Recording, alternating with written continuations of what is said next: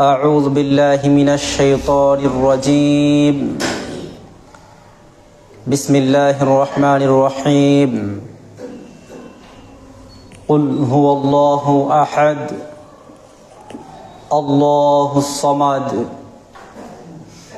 لم يلد ولم يولد ولم يكن له كفوا أحد وقال رسول الله صلى الله عليه وسلم من تشبه بقوم فهو منهم। প্রশংসা আল্লাহ তাআলার জন্য, শান্তি অবতীর্ণ হোক মুহাম্মদ মুস্তাফা সাল্লাল্লাহু আলাইহি ওয়াসাল্লামের উপর। আল্লাহুম্মা সাল্লি আলাইহি আল্লাহুম্মা বারিক আলাইহি। সম্মানিত দ্বীনি ভাই এবং দ্বীনি বোনেরা আমার, যারা শুনছেন বাইরে থেকে, যারা ইন্টারনেটে শুনছেন, তাদেরকেও আমি আন্তরিকভাবে অনুরোধ করছি, যারা এই আলোচনাটি শুনছেন এবং দেখছেন, আপনার জীবন পরিবর্তনের জন্য এই আলোচনাটি অবশ্যই শোনা জরুরি। আজকের আলোচনাটি অত্যন্ত গুরুত্বপূর্ণ একটি আলোচনা, যেখানে দুটো বিষয় ফুটে উঠবে। এক, বড়দিন সম্পর্কে খুবই সংক্ষিপ্ত একটা আলোচনা উপস্থাপিত হবে। আজকে 22 তারিখ, আজকে কত তারিখ? 20 তারিখ। আগামী 25শে ডিসেম্বর ক্রিসমাস ডে বা বড়দিন। আমরা এই দিনটি সম্পর্কে খুবই সংক্ষিপ্ত এবং খুবই গুরুত্বপূর্ণ একটি আলোচনা উপস্থাপন করব ইনশাআল্লাহ। আমরা যারা আলোচনাটি শুনব এবং এখন যারা শুনছি, প্রত্যেকের কাছে আমার অনুরোধ থাকবে, যে আলোচনা আজকে উপস্থাপিত হতে যাচ্ছে, এই আলোচনার প্রতি সম্পূর্ণ রূপে আমল করার চেষ্টা করতে হবে। আমরা করবো ইনশাআল্লাহ। ইনশাআল্লাহ। দেখুন, গত জুমার আগের জুমার টপিক ছিল যে দুনিয়াতে, পৃথিবীতে মুসলমানদের অবস্থানটা কেমন আছে, আমাদের করণীয়টা কি। টোটাল সার নির্দেশটা হচ্ছে বা ছিল যে আমরা যারা আলোচনা শুনেছিলাম এবং যারা আলোচনা করেছিলাম, টোটাল সার নির্দেশটুকু হচ্ছে মুসলমানদের অস্তিত্ব আজকে সারা পৃথিবীর মধ্যে নিজেরা নিজেদের অস্তিত্ব হারিয়ে ফেলেছে। কিভাবে হারিয়ে ফেলেছে? এর অস্তিত্ব হারিয়ে ফেলেছে কৃষ্টি কালচার ছেড়ে দিয়ে, ইসলাম থেকে অনেকটা দূরে ছিটকে গিয়ে। ইসলামের যে একটা সারাউন্ডিংস আছে, গন্ডি আছে, গন্ডি থেকে ছিটকে অনেকটা দূরে চলে গেছে।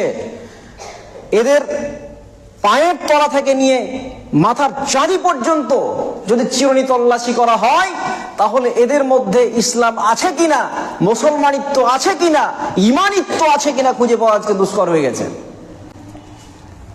অথচ আমরা দেখেছি, যখন কোথাও কোনো মুসলমানদের মসজিদকে ভেঙে ফেলা হচ্ছে, তখন কিন্তু আমরা দারুণভাবে এর প্রতিবাদ করার চেষ্টা করেছি।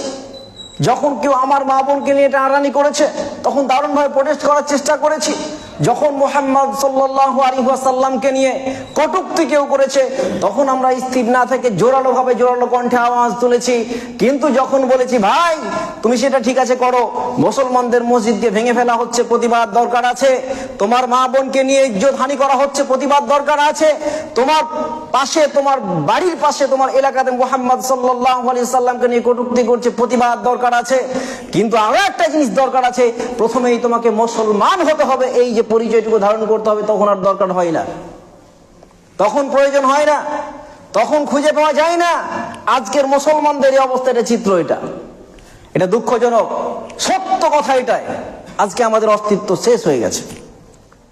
সেই একই গতিতে আমরা আজকের দিন আলোচনা করব। ভারতবর্ষে, সারা পৃথিবীতে আমি বলেছিলাম যে মুসলমানদেরকে নিয়ে এদেরকে কোণঠাসা করার জন্য চতুর্দিক থেকে চতুর্মুখী ব্যবস্থা নেওয়া হচ্ছে। আজকে কেউ যখন বলে মুসলমানদের ভারতবর্ষে মুসলমান জাতি শিক্ষা দীক্ষায় পিছিয়ে আছে। ভারতবর্ষের মধ্যে মুসলমান জাতির উন্নতি হচ্ছে না। এরা শিক্ষিত নয়, এরা শিক্ষা অর্জন করেনি, এরা নিচের লেভেলে, উঁচুর লেভেল তো দূরের কথা। যখন কেউ বলে যে আমার সমাজের লোক এই মুসলমান জনজাতিকে উন্নত করার জন্য, উন্নত জায়গাতে উন্নীত করার জন্য এদেরকে উপযুক্ত শিক্ষা দিতে হবে, এবং শিক্ষা ব্যবস্থায় এই শিক্ষিত হওয়ার পরে তারা যখন সেই জায়গাতে যাবে তখন তারাই বিচার দিতে পারবে, তখন তারাই নিজেদের অধিকার বলতে পারবে। তাই এদেরকে বিচার চাইতে হবে না, এরাই নিজেদেরকে বিচার দেবে। মেজরিটি পার্সেন্ট মাইনরিটি পার্সেন্ট বলে গুরুত্বপূর্ণ নয়। শিক্ষিত যদি মানুষ হয় তাহলে সেই শিক্ষিত যদি মাইনরিটি সমাজের মধ্যে থেকে হয়, তবুও তারা কোথায় মেজরিটি জায়গাতে গিয়ে একটা ভালো লিড করতে পারবে। এই কথা বললে সে উগ্রবাদী মুসলিম হয়ে যায়। আজকে যদি মুসলমানদের কোনো নীতি নিয়ে কেউ কথা বলছে, উল্টাপাল্টা বলছে, যদি কোনো মুসলমান গিয়ে প্রতিবাদ করে, বলবে উগ্র জঙ্গিবাদ।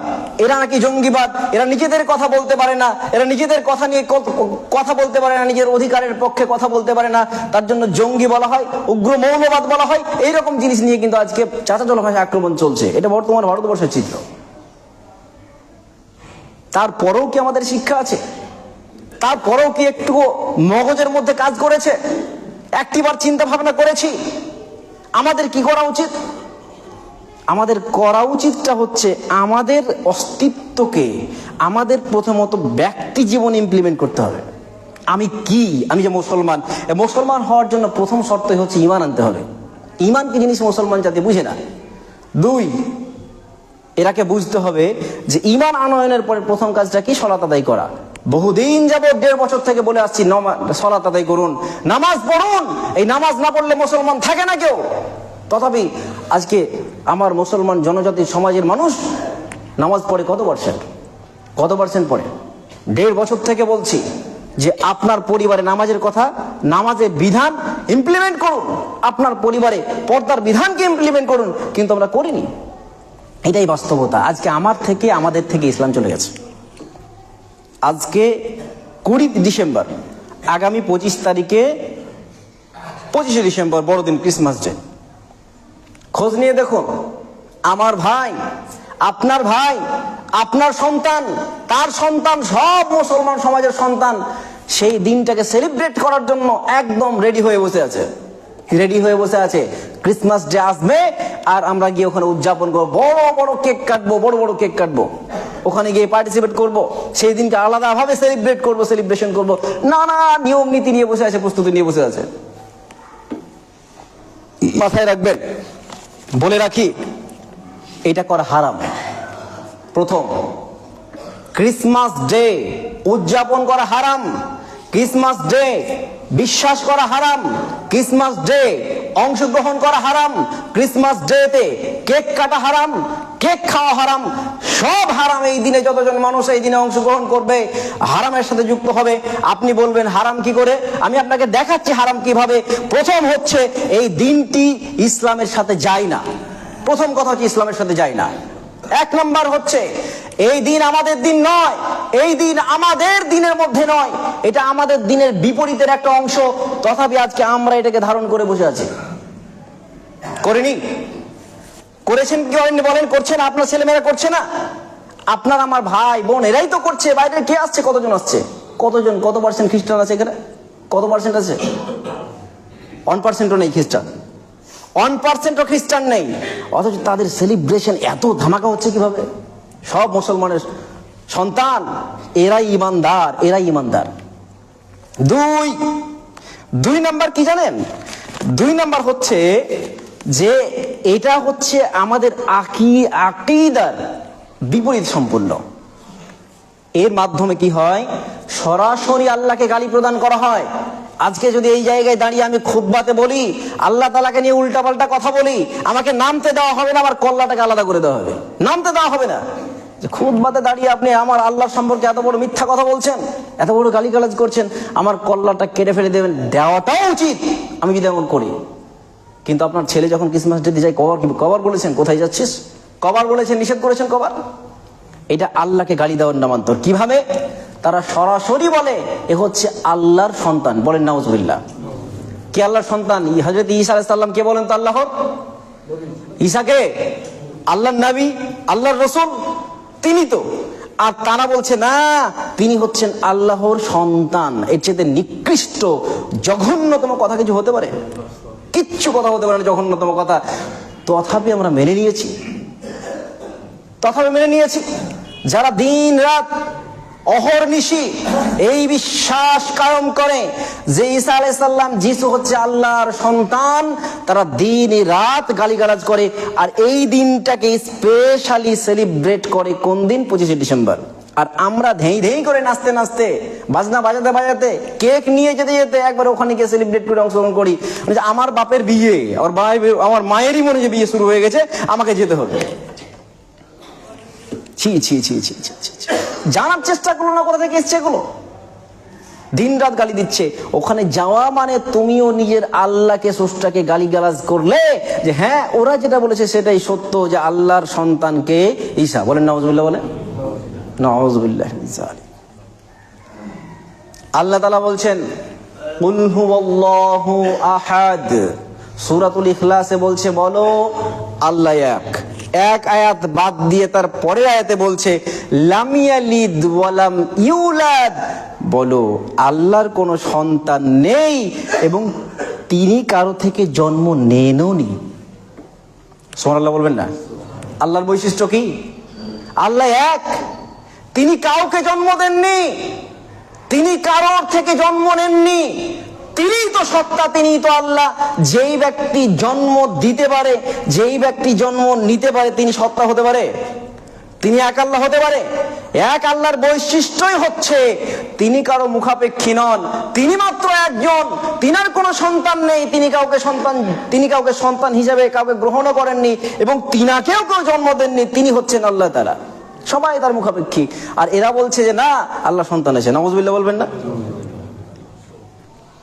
সূরা মারিয়াম আয়াত নম্বর 35 এর মধ্যে বলছে মা কানা লিল্লাহি আন ইয়াত্তাখিযা মিন ওয়ালাদিন সুবহানাহু।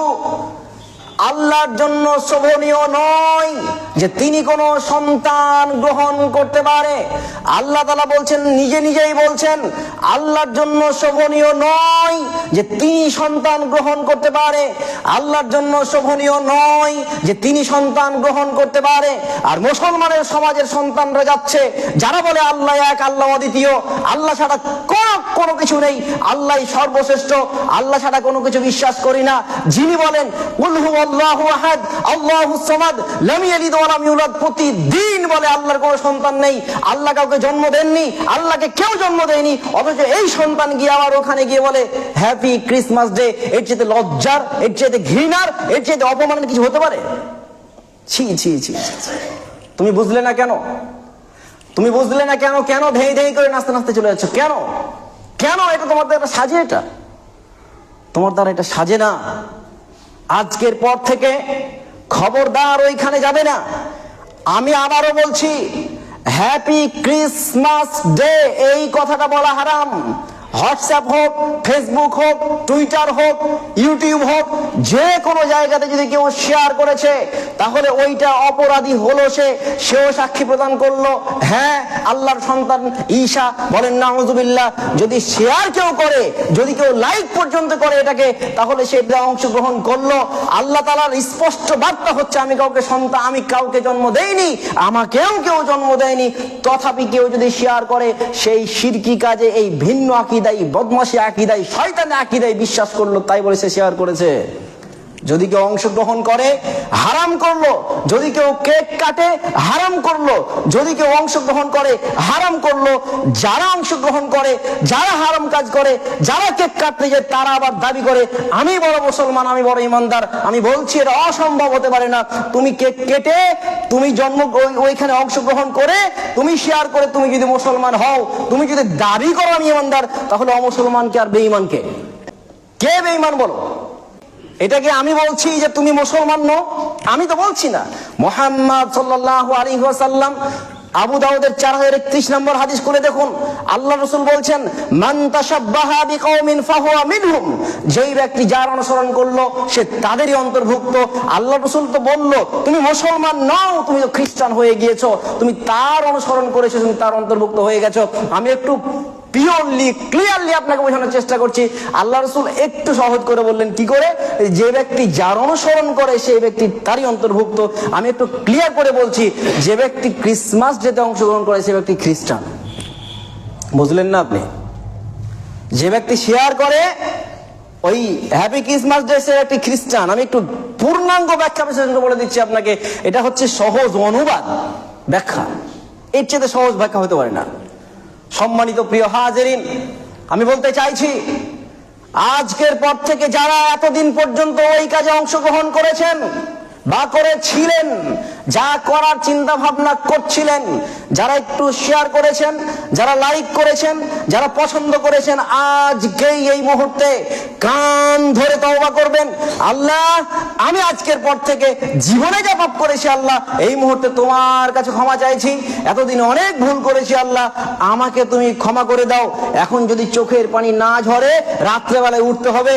আজকে রাত্রে উঠে বলতে হবে, আল্লাহ, এই গভীর রজনীতে আমি একা আছি, তুমি আছো, আমি তোমার কাছে দাঁড়িয়ে বলছি, আল্লাহ, অনেক পাপ করে ফেলেছি, তোমার বিষয়টা বুঝতে পারিনি, তোমার শান, তোমার মান, তোমার মর্যাদা, তোমার আত্মসম্মানে অনেক বড় আঘাত করে ফেলেছি। সুতরাং আজকের দিনে আমি তোমার কাছে ক্ষমা চাইছি।